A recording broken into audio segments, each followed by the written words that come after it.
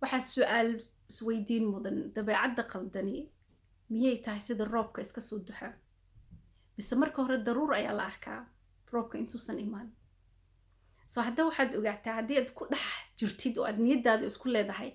dabeecaddan qaldani oo dabeecaddan aan maalin kasta wato oo qofka aan ahay xaggee ka timaadee waxaa rabaa inaad horta runta istustid haddii aad doonaysid dabeecadda waayo dabeecadda jawaabteeda waxay tahay muhiimadda ah roobku daruur baa soo baxda waxaan helnaa astaamo oo yacni inay daruur soo socoto cirkiyo soo udgoonaada hawadii mugdi noqota maasha allah yacni allah subxaana wa tacaala wuu noogu talagalay in aan dareeno roob inuu soo socdo bal again adiguna dib inta isugu noqotid dabeecaddan qaldan oo aad isleedahay dabeecaddan qaldan yacni waxay igu noqotay mid aanan ka bixi karin oo haddaba oo aan mar kastoo aan rabo inaan wax qabsado iyo isoo hortaagantahay ama dabeecaddan qaldani oo aan wax walbo aan bilaabo inaan dhammayn karin soo hadda waxaa ogaataa dabeecadda qaldan iskamay soo degin kuuma imaan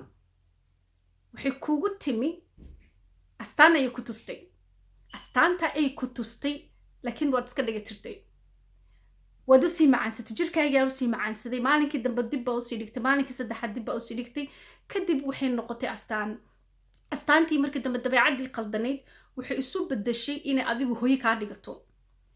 hooy markay kaa dhigaton hooygu dugsi ayuu u baahan yahay wax uu ku daboolnaado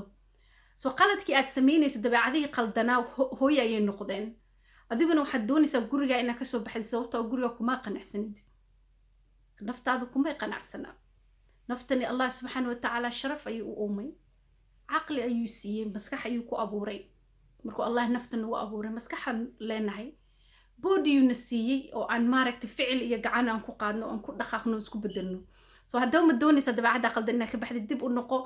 sida daruurta ee roobka maaragtay astaantii usoo saartay astaamihii kugu soo horreeyey oo aad dareentay marka aad dabeecadda qaldan la imaanaysay niyadaada maskaxda soo gelay dib u raac naftaadana ku qanac kadibna waxaad barataa qaabkii aad dib ugu celinayd insha allah stay tuned. Assalamu alaikum.